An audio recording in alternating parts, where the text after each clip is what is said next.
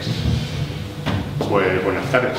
Muchas gracias por estar aquí un viernes a estas horas, que igual hay mejores cosas que hacer o no. Voy a permitirme leer algunas cosas porque he sacado fragmentos de obras literarias y a lo mejor también de casos clínicos, y voy a tratar de hacer esto un poco ameno.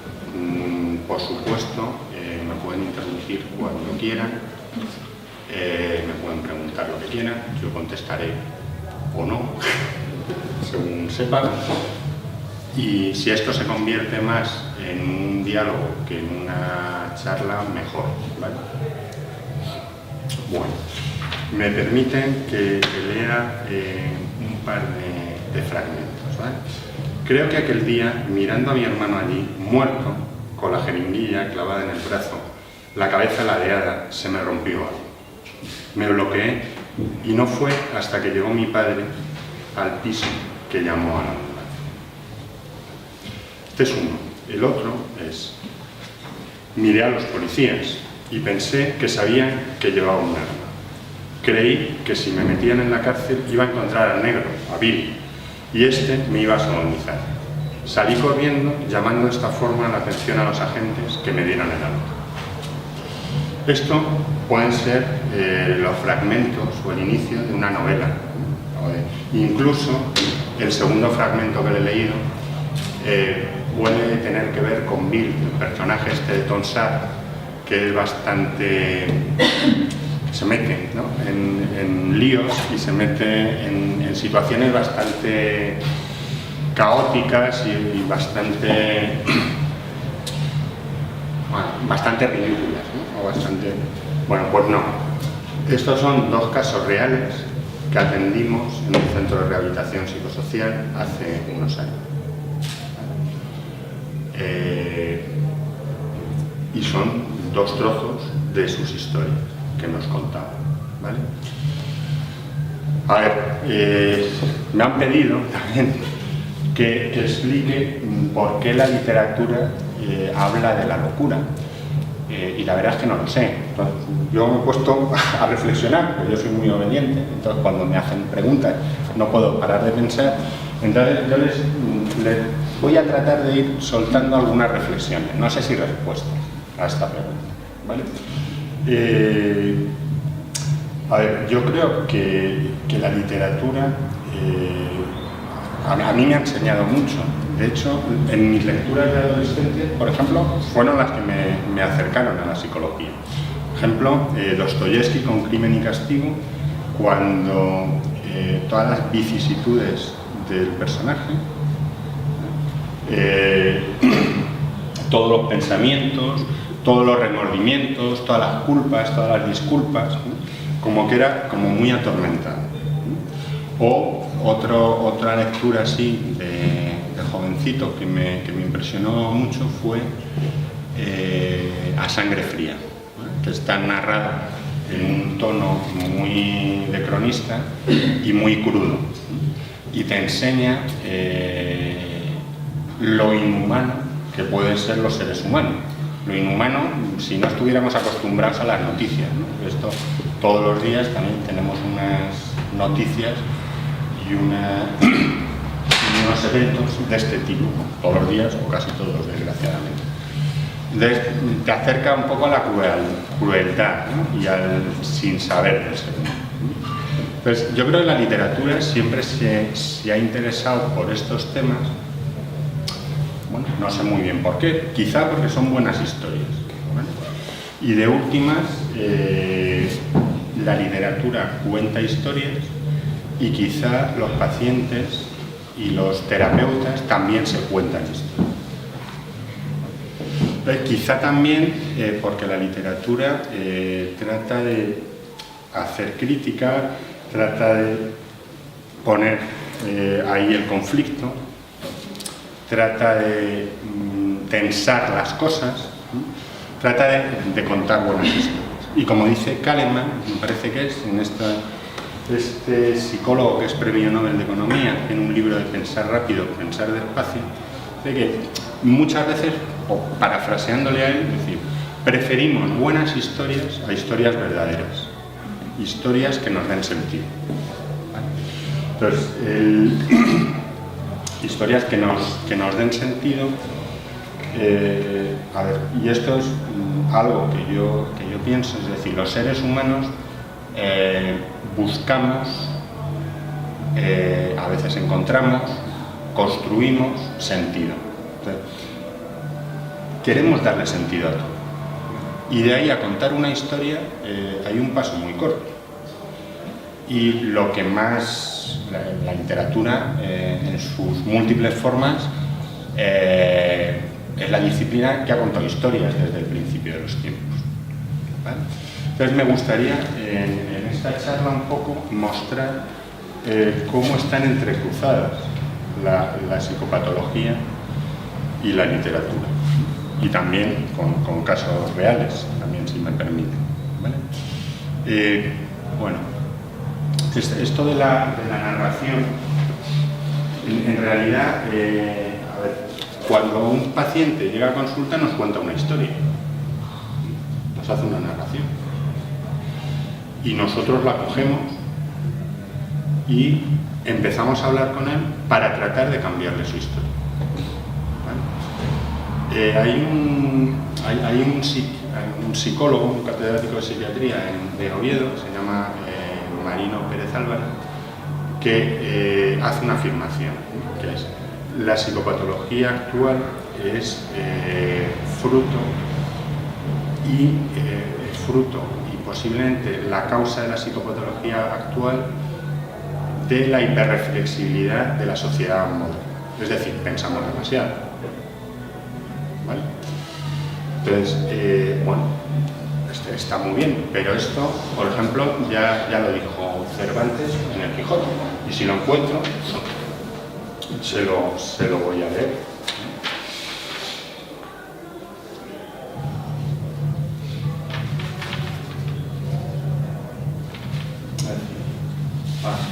En el Quijote, Cervantes declara: en resolución, él se enfrascó tanto en su lectura que se pasaba las noches leyendo de claro en claro y los días de turbio en turbio, y así, del poco dormir y del mucho leer, se le secó el cerebro, de manera que vino a perder el juicio.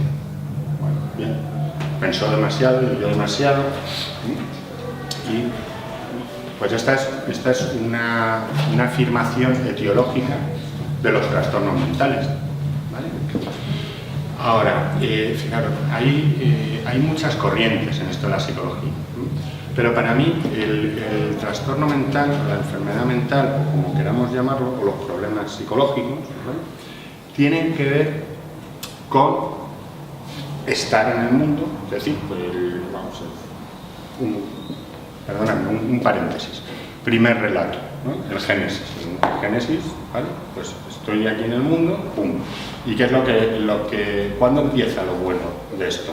¿En el paraíso? No. Cuando Eva hace que Adán se coma la manzana. Entonces se genera una expulsión del paraíso. Entonces ya hay un conflicto, ya hay una relación. Entonces, los trastornos psicológicos son temas transaccionales.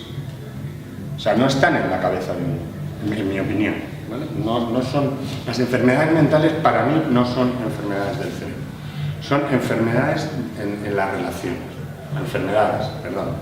No son enfermedades, son trastornos o trastoques en las relaciones, en las transacciones, ¿vale? Entonces la literatura sabe mucho de eso. De hecho, yo tengo que empezar por los griegos, ¿no? Es decir, las tragedias griegas o los mitos griegos casi tienen todos los temas que se van a desarrollar en la literatura posteriormente. No me atrevo a decir todos, pero muchos de ellos sí, ¿vale?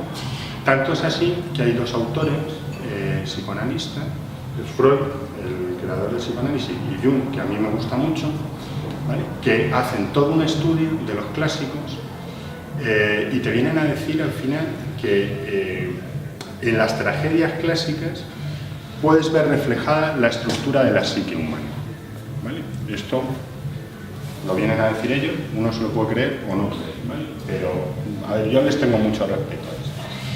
Y de hecho Freud coge Edipo Rey, la tragedia de Sófocles, ¿vale? Y con ella le hace toda una teoría que es la base del psicoanálisis. Y Edipo Rey, ya sabéis que era una cuestión de... A ver, al final, para los griegos era muy importante el destino, ¿vale? Y ese es uno de los grandes temas de la de la literatura, ¿vale?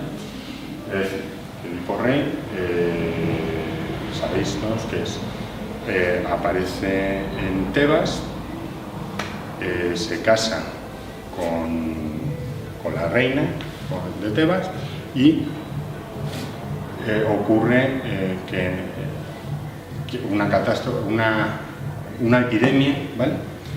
en la ciudad, y van a consultar a un oráculo, ¿vale?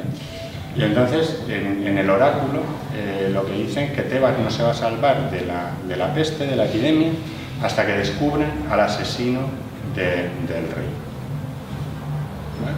Entonces es toda una labor de investigación, que diríamos desde aquí, ¿no? Para descubrir que todos los personajes, cuanto más se intentaban alejar del destino, más se acercaban. Descubren que Edipo, el padre, que no recuerdo ahora cómo se llamaba, el oráculo le había dicho que le iba a matar su propio hijo, entonces ordena que lo maten. Pero, como en Blancanieves también, no se atreven a matarle, entonces le dejan al cuidado de otras personas, ¿vale? Cuando Edipo se entera de ese oráculo, piensa que puede matar a su padre, a la persona que le acogió huyendo. Y en el camino a Tebas es cuando se encuentra con su padre y le mata. Con lo cual, todos parecen tratar de huir del destino y el destino no les da tregua, ¿no? Esa es la inevitabilidad del destino. ¿Vale? Con esto hay una base importante del psicoanálisis. ¿Vale? Esa inevitabilidad del destino también está en otros mitos. Es decir, parece que es Saturno devorando a sus hijos, está Zeus cuando logra saltarse que lo devore su padre y entonces le destrona, ¿vale? Incluso en el psicoanálisis se habla de matar al padre. Matar al padre, que es, bueno, superar determinados traumas y ganar espacios de libertad, ¿vale? A ver, claro, esta es una historia, yo creo que a la literatura le gusta mucho el conflicto, lógicamente, y le gusta mucho la tensión de polaridades, ¿vale? También tiene un afán, o podríamos decir algunos, ¿no? Educativo, u otros te pueden decir de control. Y de alguna forma, fijaros, con la literatura trata de explicar, ¿no?, algo inexplicable, como la psicopatología, por otro lado. Es decir, el loco es el marginal, es el que no se entiende, es el sinsentido. Entonces nosotros tratamos de darle un sentido, ¿sí?, de meterlo desde el margen, de incluirlo. Y ahí la literatura nos enseña mucho, y los personajes de la literatura, bueno, hay personajes como muy curiosos, y luego mostraré algunas formas psicopatológicas a través de algunos personajes, ¿no?, o algunas acciones de novelas, ¿vale? Pero fijaros, por ahí dice alguien, que no es Vilamatas, que la vida no tiene sentido, que el destino se lo ponemos el sentido se lo ponemos nosotros, que inventamos la literatura, ¿no? Y es que estamos continuamente inventando. A mí hay dos características del ser humano que me llaman muchísimo la atención, ¿no? Uno es que es una máquina. Bueno, una máquina, en el mejor sentido de la palabra, de aprender, no deja de aprender nunca. Y otra cosa es que siempre estamos buscando sentido. Y siempre estamos construyendo sentido. Y eso lo hacemos a través de los relatos. También hay teorías psicológicas, por ejemplo, la teoría de los Eric Verne, la teoría de los guiones, es decir, que tiene que ver un poco o que recuerda a los clásicos, es decir, dependiendo de la infancia que hemos tenido, tenemos un guión que nos lleva a un sitio, ¿vale? Ahora no va a ser inevitable, o no se pretende que sea inevitable, que se pueda cambiar, ¿no? Porque además hay dos tipos de guiones. Hay unos guiones trágicos, que pueden acabar, pues eso, en el suicidio, en la muerte, en el alcoholismo, y hay lo que llaman guiones banales, que son de sufrimientos, entre comillas, menores. Pero bueno, lo que pretende Eric Verne, lógicamente, es poder cambiar ese guión. Si no, esto no tiene sentido. No lo hace tan inevitable como el destino trágico de los clásicos. Lástima que él no vio su propio guión. Según Claude Steiner, que era un discípulo suyo y un colaborador suyo, parece que todos a su alrededor veían el guión que tenía y él murió de un infarto de miocardio a los 60 años, por exceso de trabajo y de estrés, supongo. Bueno, entonces, vamos a ver.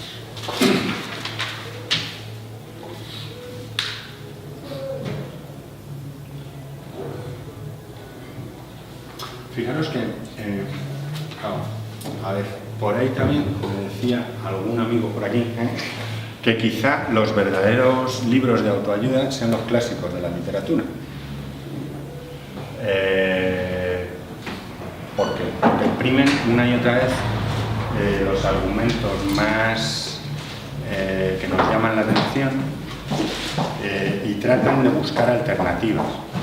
Tratan de buscar sentido o sin sentido, o te dicen que es un sinsentido. ¿Vale? Pero tratan ahí de darle vueltas y de buscar alternativas a esto. Entonces, los libros de autoayuda ahora están muy denostados, que a lo mejor no valen para nada, pero a lo mejor los clásicos de la literatura nos enseñan un montón. Esto, por ejemplo, en el Quijote, que es una obra maestra y está muy comentada además. Pues últimamente estaba leyendo Tiempo de Silencio. Tiempo de Silencio lo escribió Luis Martín Santos, que era un psiquiatra. Y en unas páginas te disecciona las elipses del Quijote de si estaba loco o no estaba loco. Y por qué se hacía pasar por loco para poder hacer las críticas o lo que podía hacer que si hubiera pasado por cuerdo no le hubiera dejado la sociedad. Entonces, tenemos ahí el loco, ¿vale?, que está al margen de la sociedad pero que la amenaza. Es decir, claro, a los presuntamente cuerdos, aunque yo os confieso que cada vez sé menos esto de quién es loco, quién es cuerdo, qué es lo normal, ¿vale? Pero a los que pretendidamente cuerdos nos amenaza el sentido, porque hay una especie de pérdida de sentido, ¿vale? Entonces la literatura coge eso y a través de la locura une esto con el genio, que es otro de los temas, de los tópicos, ¿no?, de la literatura, genio y locura, ¿vale? Y a través del loco, genio, hace una crítica social y nos enseña cosas, ¿vale? Claro, también tenemos la otra parte, es decir, bien, y entonces la sociedad, mediante la literatura, puede incluir o normalizar algo que se excepciona, que se sale de los márgenes. O sea, siempre tenemos estas dos historias, ¿vale? Hombre, en realidad, también en la locura lo que hay es mucho sufrimiento, ¿eh? Y hay mucha vida. Y a través de la locura y a través de la literatura podemos ahondar y profundizar y extender y dar más sentido a esto, ¿vale? Para mí el tema tema de la locura es que uno excluye cosas, que no acepta cosas. Y hay como 3 grandes formas de no aceptar cosas. ¿Vale? Hay una forma, y aquí sí que me gustaría empezar a leer, digamos, los fragmentos que tengo preparados. Voy a poner las lupas porque ya no.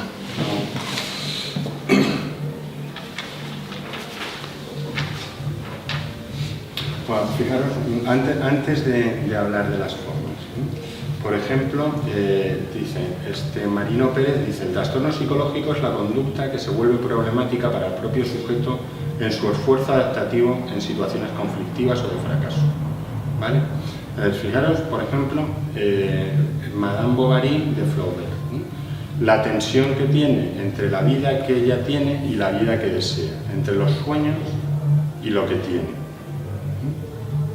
Y cómo esa historia y ese perseguir los sueños le genera continuamente problemas digamos, en su entorno social, que le va empujando a una huida hacia adelante que al final acaba en el suicidio, ¿vale? Y en la ruina de su familia, porque tiene un mundo imaginado y unos deseos y le empujan por un lado, y tiene otra vida. No sé si esto nos suena en la vida real, ¿no?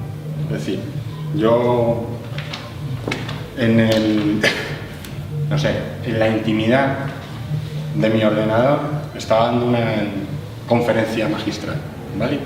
Y a estas alturas me tenían que haber aplaudido yo. Llevo aquí y doy una charlilla, ¿no? Bueno, pues esto es lo que uno tiene ideado y lo que uno actúa, ¿vale? Entonces, eso está muy bien, es decir, que yo pueda imaginar, pues lógicamente yo he tenido que imaginar y reimaginar este momento para poder hacerlo, ¿vale? Ahora, y eso profundiza esto, ¿vale? No es exactamente como me lo puedo imaginar, o sí, no lo sé, ¿vale? Pero está en las dos vertientes. Cuando nosotros excluimos una, ahí tenemos un problema. Es decir, si yo me quedo tan pancho en mi ordenador, una vez que lo he ideado todo, lo he escrito y he hecho mis esquemas y he hecho mis cosas y no lo hago, me estoy excluyendo una parte de la realidad, ¿vale? Entonces ahí es donde entraría la psicopatología. ¿Me explico? Porque ahí hay varios elementos, es decir, que no es que esté yo contrapensar, ¿no? El tema es si Marino Pérez tiene razón y la psicopatología actual es el fruto de demasiado pensar, es decir, es del pensar estéril, pensar sin una salida. El pensamiento tiene una función. Si pierde esa función y se endiosa, tenemos un problema, ¿vale? Entonces, en vez de profundizar en la realidad, o en vez de ir más allá de la realidad, que por otro lado la sociedad moderna, hiperreflexiva, también nos ha empujado a eso, ¿no? A ir más allá de nuestros horizontes, ¿no? Pero a veces nos mete en una especie de bucle de compulsión a la repetición que es estéril. Y para mí ahí está el sufrimiento y está lo patológico.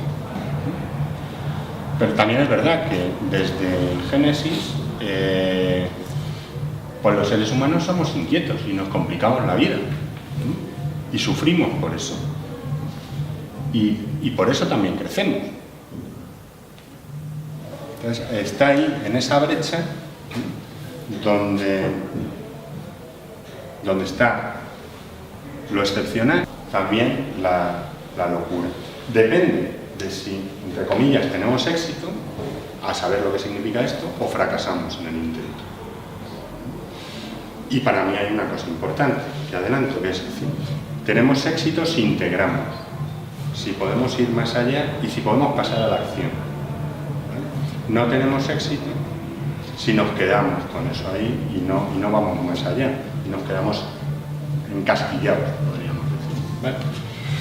Bueno, pues después de esto, estaba yo buscando aquí los fragmentos. A ver, fijaros que os decía un poco...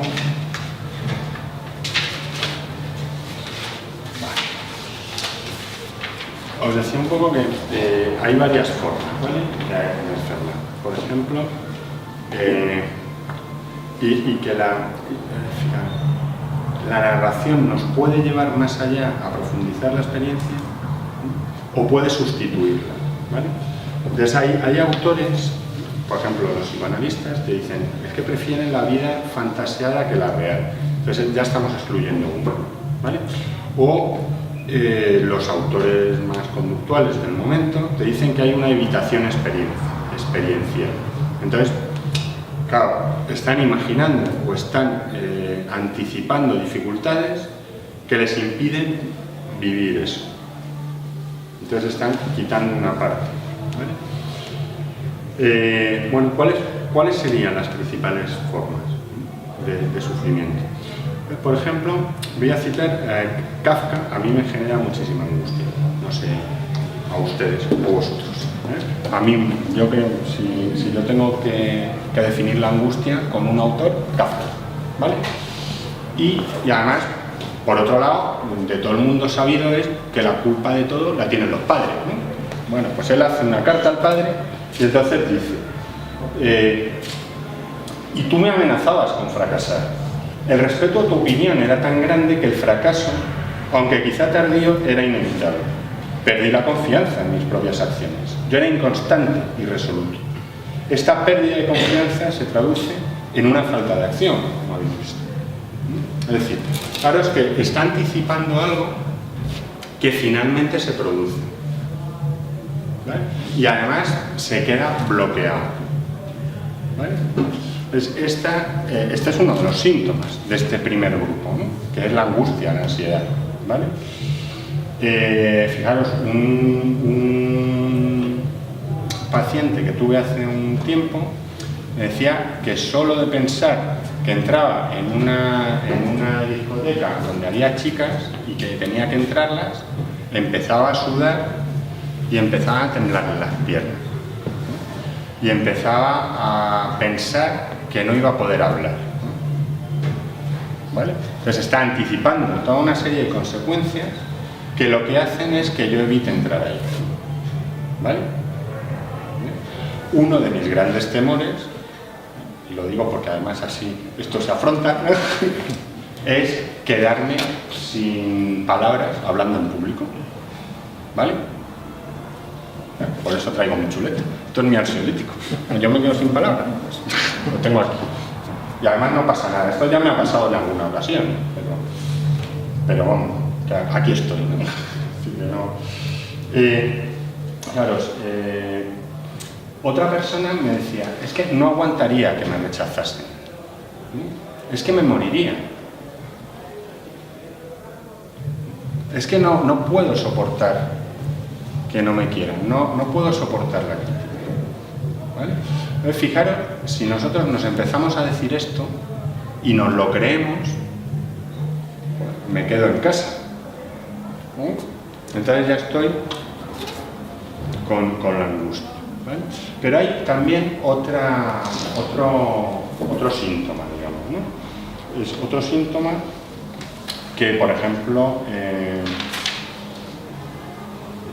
Dostoyevsky, en Memorias del subsuelo, la describe así, ¿no? Dice, no he conseguido nada, ni siquiera ser un malvado.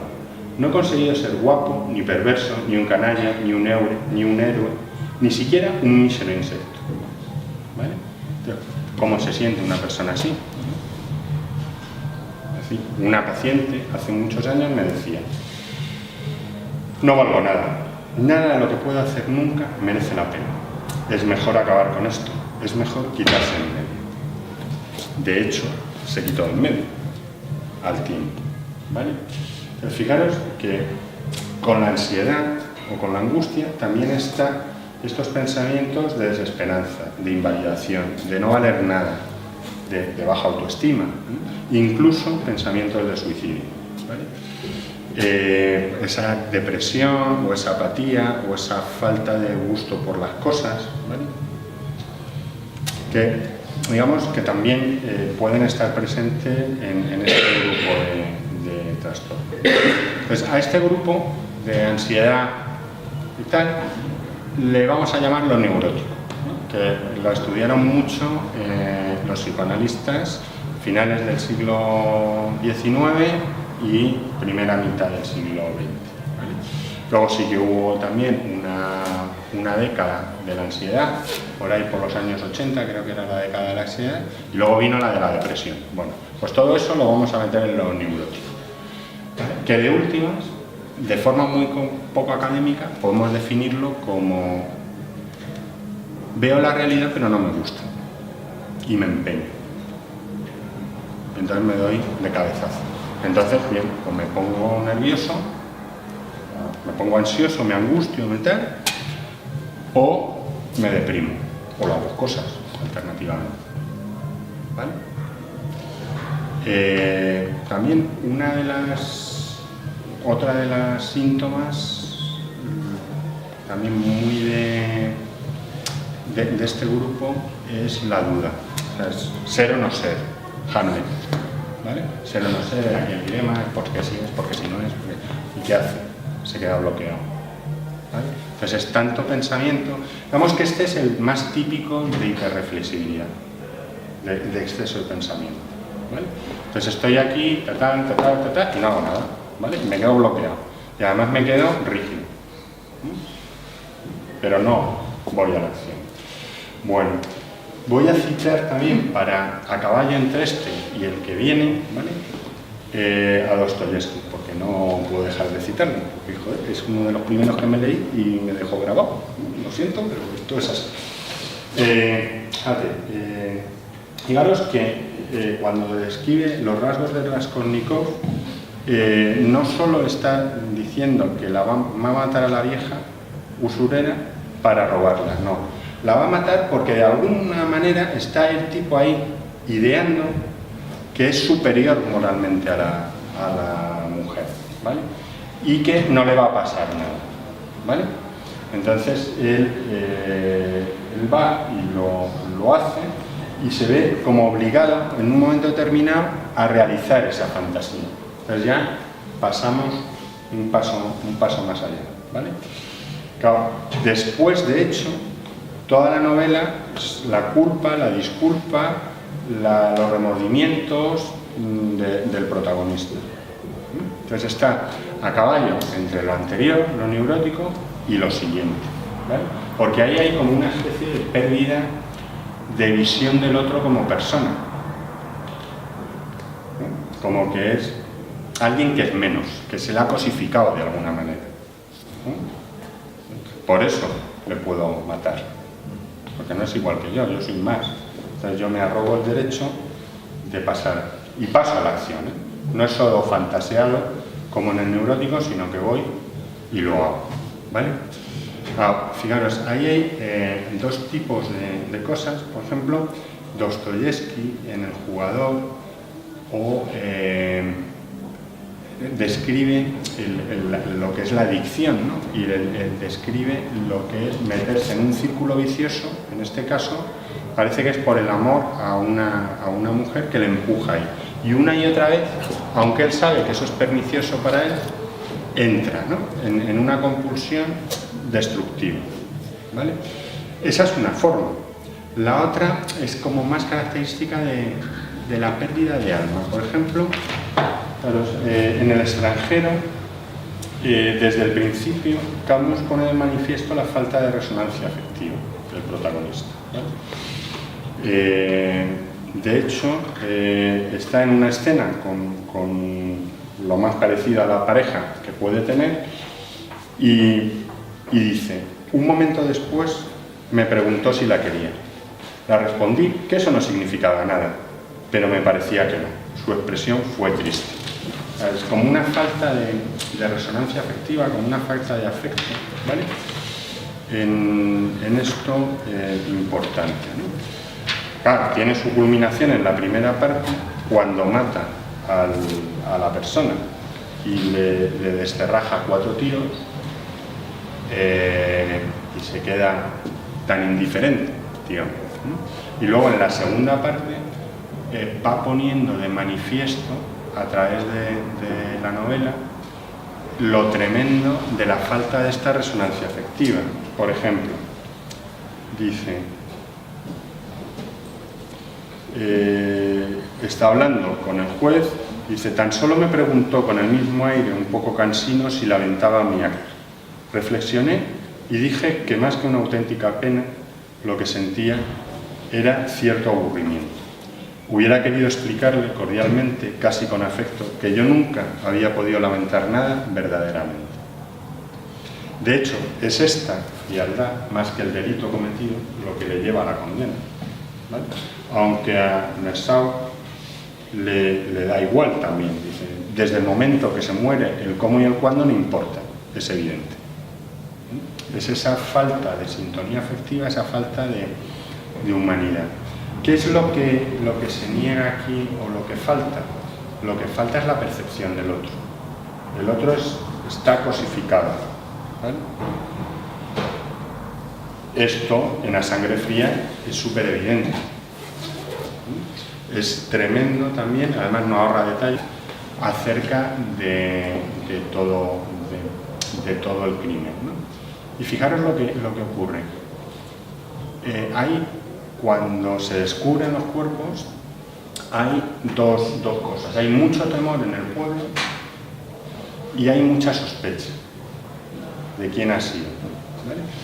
¿Qué es esto? Que las cabezas tratan de buscar sentido. ¿Qué ha pasado? ¿Por qué? Y entonces empiezan a sospechar del vecino, ¿vale? Entonces, fijaros que luego a lo largo de la novela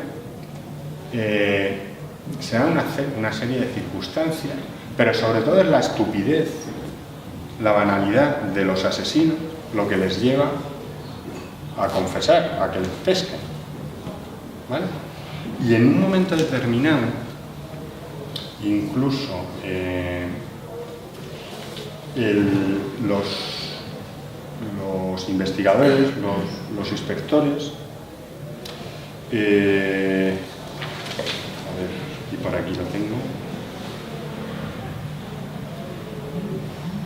Bueno, se le sigue buscando explicación a eso cuando ya han encontrado a los asesinos y ven la falta, la banalidad, la gratuidad sería de esa crueldad, ¿no? Y siguen buscando, ¿no? Pero de última, lo que dicen los detectives, hay un fragmento que dice: tristeza y profunda fatiga en el fondo del silencio de Debey, pero las confesiones, a pesar de que respondían al cómo y al por qué, no podían satisfacer sus exigencias de un motivo consentido. El crimen era un incidente psicológico, un acto virtualmente impersonal, por 40 o 50 dólares. Entonces, de últimas, la estulticia, la estupidez y el vacío de esto, ¿vale? Entonces ahí hay dos cosas, ¿no? Es decir, el deseo de las personas se pone por encima de la realidad. Y además hay una falta de percepción del otro. Aquí hay una especie de negación del mundo social. De hecho, estas personas, gracias a Dios, no tienen por qué llegar a estos extremos, pero bueno, tampoco, así que tenemos ejemplos, ¿no? en la sociedad. Generalmente no aparentan sufrir, sino que generan mucho sufrimiento a su alrededor, que muchas veces no entienden. Es como si hubiera una parte que les falte no sé cómo decir, para mí de alma, no sé si me explico, de esa sintonía. Entonces, porque los demás son cosas de últimas, más o menos útiles, ¿vale?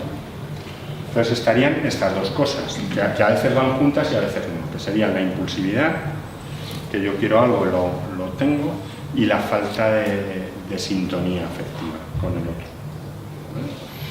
Y ahí, claro, el deseo o el odio o el ansia se antepone a la realidad, ¿vale? Y instrumentaliza todas las relaciones y todas las transacciones, ¿vale? Y claro, esta psicopatología, digamos, es mucho más social, que personal, porque la persona no tiene conciencia de esto. ¿Vale?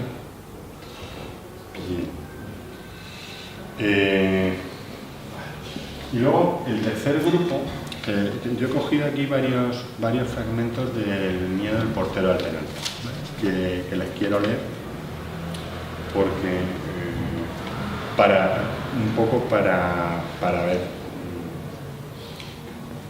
cómo es esto, ¿vale?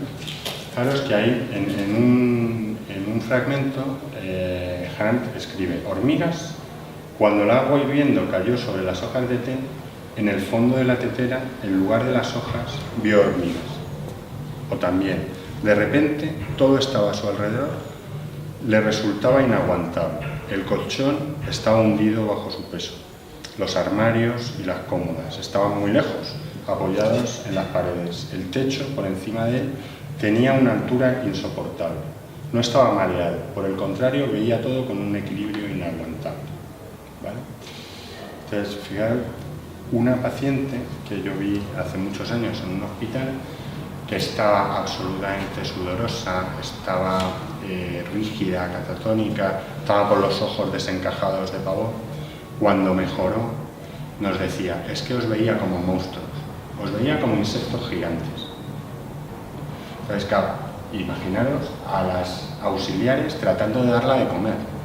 Y yo tengo la percepción de que son insectos tratando de darme a saber qué comer. Entonces, claro, el tema de la angustia que tenía era desbordante, ¿vale? Pero fijaros que aquí lo que hay es una unidad total de la realidad. Hay una distorsión, en este caso de la percepción, ¿vale? Que se ven cosas que no están. No es que se distorsionen, es que no están directamente. Entonces eso genera una angustia aún mayor que la de Kafka, ¿vale? Pero hay más cosas en este grupo, ¿vale? Entonces se confunde el afuera y el adentro. O sea, mis pensamientos se convierten en voces que me están diciendo, ¿vale? O mis imaginaciones o mis temores aparecen ahí. Pero también ahí Handel dice: por una parte estaba esa pesadez del ambiente cuando tenía los ojos abiertos, por otra esa pesadez aún más insoportable de las palabras que designan los objetos que le rodeaban. Es decir, claro, las palabras adquieren peso, no sentido, sino que realmente se confunden con la cosa. Casi se podría decir que nos tiran la palabra mesa y nos pueden abrir la cabeza, o esa sensación les da.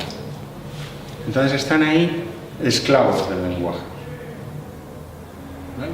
O le dan una interpretación absolutamente privada, que no sabemos, que no compartimos, ¿no? Que eso es lo que nos deja perplejos a nosotros. Y que eso es lo que en el taller de escritura tratábamos de compartir, y ahí empezamos a compartir significado. Entonces la angustia disminuye a través otra vez de las historias. Yo te cuento mis historias, mis fantasías, o las pongo en el papel, y ahí podemos empezar a compartir un sentido, ¿vale? Claro, cuando hay una especie de realidad, o cuando se pierde el sentido, lo primero que hacemos todas las personas es tratar de recuperar ese sentido, ¿vale? Pero ahora se está haciendo desde la desconfianza, desde el caos, desde arenas movedizas.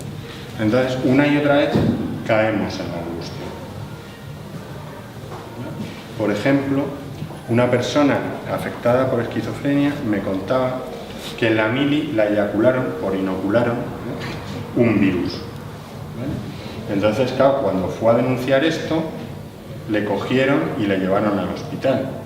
Entonces le reafirmaron que alguien estaba tratando de perseguirle o tratando de hacerle algún mal y tenía que escapar. Y entonces trató de escapar, ¿vale? Con lo cual le encerraron.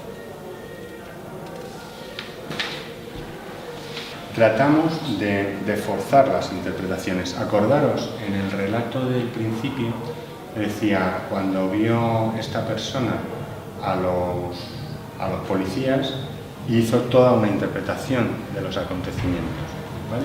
Que generó una conducta que generó en los policías lo que él temía, que es que fueran a por él, que le dieran el alto, ¿vale? Entonces, como anticipando esas imaginaciones que son persecutorias, al final conseguimos que nos persigan. Por lo cual confirmamos que eso que pensábamos era así. Entonces es un círculo vicioso importante. ¿Vale? Bien. De todas formas, para mí, esa tercera forma, que es la psicosis, sería la forma, como la esencia de la locura, porque ahí entramos en lo inexplicable. ¿Vale? Eso inexplicable que a través de la novela de Kant trata de alguna forma de mostrar y de generarnos esa angustia, esa falta de sentido, eso, no sé a dónde agarrarme, no tengo referentes reales. Y a través de la literatura podemos entrar a profundizar eso. ¿Vale? Esas serían las tres grandes formas que tenía. Y ya no les quiero entretener mucho más tiempo. A ver.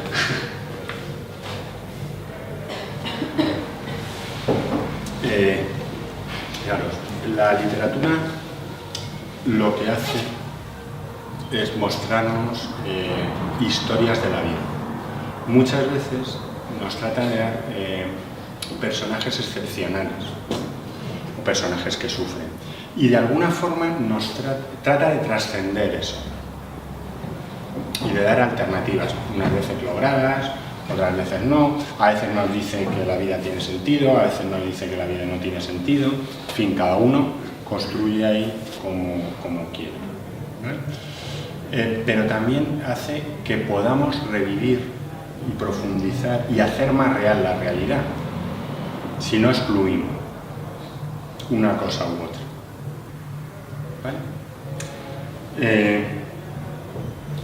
La verdad es que lo que yo me he encontrado a lo largo de mi profesión son historias de personas que sufren y que muchas veces tienen la dignidad de luchar y de salir adelante. En otras ocasiones pues no pueden salir adelante, pero muchas sí. Y me han enseñado mucho como persona, además de como profesional. Me han enseñado a crecer y a ser más humano, y a ser más persona, a través de la dignificación de su sufrimiento y de la superación. ¿Vale? No quería dejar de decirles algo antes de dejar esto acerca de la terapia. Pero sí, como decíamos antes, si el paciente trae una narración, porque nos gusta contar historias, y le cuenta una narración al terapeuta, el terapeuta la puede coger como un regalo y a través del diálogo entre los dos le puede devolver otra historia que sea más inclusiva o que sea más globalizadora, puede aliviar o ayudar a aliviar el sufrimiento de la persona. Bienvenidos. Para mí la terapia tendría que tener una cosa importante, que sería, bueno, bajemos el nivel de reflexión y enfoquémoslo a la acción. O vulgarmente dicho, bueno, está bien, vamos a dejar de mirarnos el ombligo y vamos a ir hacia la acción, ¿vale? Y esto es lo que quizá dice al final de Crimen y Castigo, en la última página, cuando ya Raskolnikov se queda tranquilo. Dice: no he experimentado más que sensaciones. La vida había sustituido al razonamiento. Yo creo que el razonamiento tiene que ser parte de la vida y no sustituirlo nunca. Pues muchas gracias por su atención.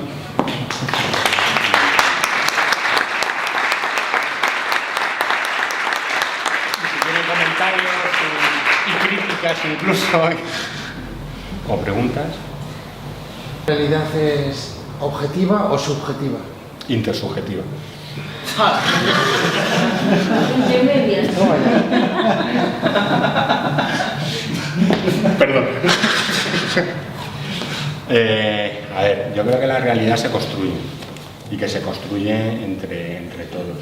Que cuando uno construye solo la realidad se puede quedar fuera, como hemos visto, ¿vale? Entonces que se construye entre todos. Por eso es intersubjetiva. Correcto. ¿Vale? Yo, Carlos, bueno, muchísimas gracias para empezar. Tenía que haber tomado notas, porque he hilado muchas cosas que no se me van a quedar, pero para repensarlas. De las tres posibilidades o agrupaciones de cómo la literatura nos puede reflejar psicopatología, yo estoy de momento más en la primera, pero bueno, ya alcanzaré otras. Y en ese sentido le agradezco a la literatura. Por vago escribo poco, pero por un poco menos vago leo, el que me permite vivir y sentir lo que no sé si me atrevo a vivir o sentir en la realidad. En relación al último tipo, en el que la locura se pierde el control de todo, quizá tiene que ver con que entonces el destino sí que no está tan claro, que has hecho referencia a si es irreversible o no, y cuando la locura es mayor, igual es que ya el destino no lo podemos ni medir ni imaginar. Hombre, a ver, ahí hay teorías para que me guste, porque por otro lado es como si hubiera una dislocación. Vamos a ver, nosotros nos basamos en una ilusión, en la ilusión de que yo soy yo, o sea, soy una identidad, ¿vale? Y en la ilusión tenemos un sentido global, ¿vale? Cuando se disloca ese sentido global, entonces tengo distintas partes, ¿vale? Y no las puedo integrar de alguna manera, se genera la locura.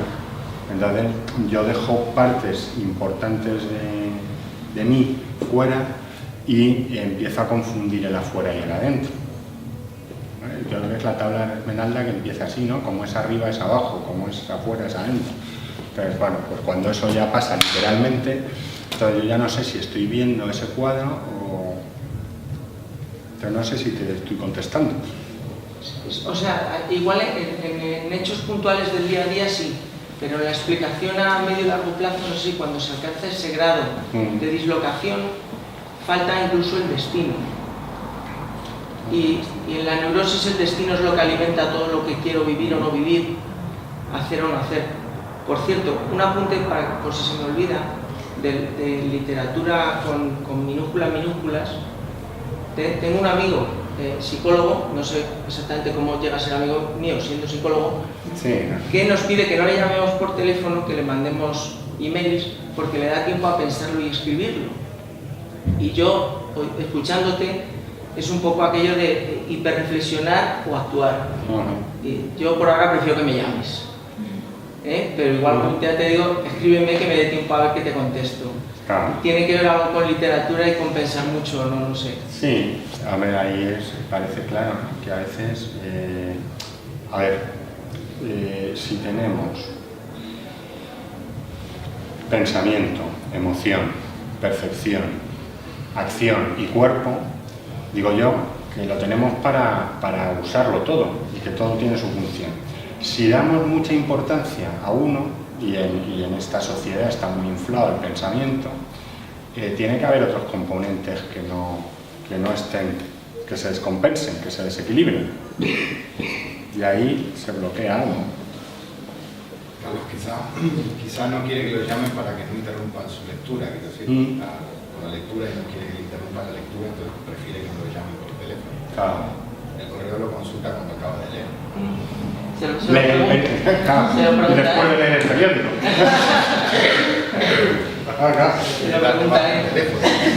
Y además es verdad que te puedes pensar, vamos a ver, yo contesto determinados correos de mis jefes en general, después de haberme tomado un tiempo de reflexión no corto, porque la primera que me sale puede significar mi despido. Entonces ahí Cierto. Entonces ahí la reflexión, no sé si es hiperreflexión, pero la reflexión, de momento a mí, me está valiendo para conservar mi puesto de trabajo. Claro, pero fíjate, pero es literatura porque compartimos algunos jefes. Porque yo se lo doy a leer. Menos mal. De momento lo compartimos. Porque escribo ese correo después de darme un tiempo, pero le pido a tal lado si creo que me fío que me lo lea antes de dar al intro. Claro. O sea, es literatura. De la charla me quedé un poquito con la idea, me da la sensación a mí, que tendría la sensación como que a veces la literatura viene a ser como una especie de delirio elegido del neurótico. O sea, así como en el psicótico es algo insalvable, porque bueno, parece que uno está abocado ahí en la psicosis, no hay una integración del otro, ¿no? Está todo como muy extendido, vives como en ese mundo inmanente, permanente, donde no puedes relacionarte, ¿no? Donde estás, en fin, como más en lo... Y tú decías del destino, en realidad no es que no lo haya, sino que solo hay uno y es irrevocable y no está como falta de dislocación, debería ser como uno poderte poner en otra perspectiva, ¿no? No hacerte cargo del deseo.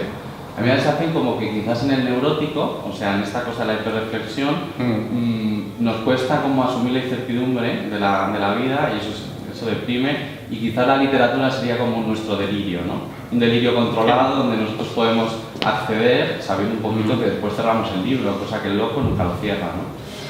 Digo un poquito, me dedico un poco a esto, yo soy residente de psiquiatría, que lo digo así como ahora, al final, y tengo la sensación de que sí que hay algo como de narrativas, ¿no? Y donde quizás eso que tiene una función más de arte en el psicótico, pues por desgracia no, y a veces se asocia como la genialidad, donde en realidad no hay una voluntad sino como una cierta esclavitud interna, ¿no? Claro, pero fíjate, el taller de escritura que estábamos comentando era con psicóticos, ¿vale? No psicóticos en crisis, evidentemente, pero tenías unos relatos surrealistas importantes, ¿no? Pero claro, cuando uno vuelca un relato ahí, que a lo mejor al principio es caótico, ya tiene una cierta estructura y ya le vas a buscar. Entonces ahí puedes entrar, incluso en la psicosis. Aunque es verdad que la literatura es mucho más típica de neuróticos. O sea, yo soy un neurótico como la copa a un pino, ya llegaré a más, ¿no? Como dices tú. Pero claro, y ese está en el pensar y repensar y tal. Lo que pasa es que si eso tiene un correlato en la acción, al final, por ahí te salvas. No sé si me explico. O sea, el problema es esto a lo que decía antes, ¿no? Es decir, imaginaros que me quedo con todos estos papeles en casa y lo repienso y nunca lo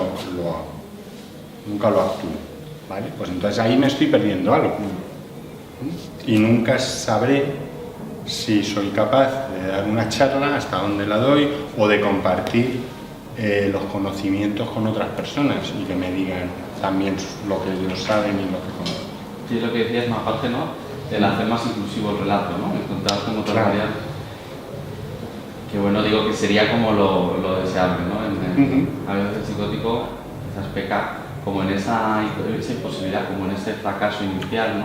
Que has podido despegar y haber encontrado como un mundo de posibilidades, ¿no? Que quizás en el neurótico hasta hay un exceso de posibilidades. Sí, claro. El tema es que quizás con el relato, o sea, con la literatura poder integrar esas otras cosas, ¿no? Que a lo mejor han quedado más desvirtuadas o más huecas, ¿no? En el psicótico que no lo sé si lo has hecho en el trabajo que dices estás en una unidad de rehabilitación. En un CRPS. Ahí hacéis ese tipo de terapias narrativas o terapias... Por ejemplo, en uno de los grupos lo que hacemos se llama salud y recuperación, ¿vale?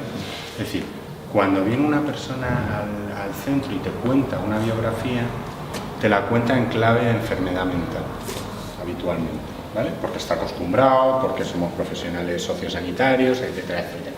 Vale, pues en ese grupo lo que tratamos que haga es una narrativa biográfica distinta. O sea, porque además de tener el inicio de la enfermedad a los 18 años, o de empezar escuchando voces, o de empezar no sé qué, no sé cuánto, ha cumplido años, se ha celebrado cumpleaños, ha tenido reyes, tiene mucha más vida.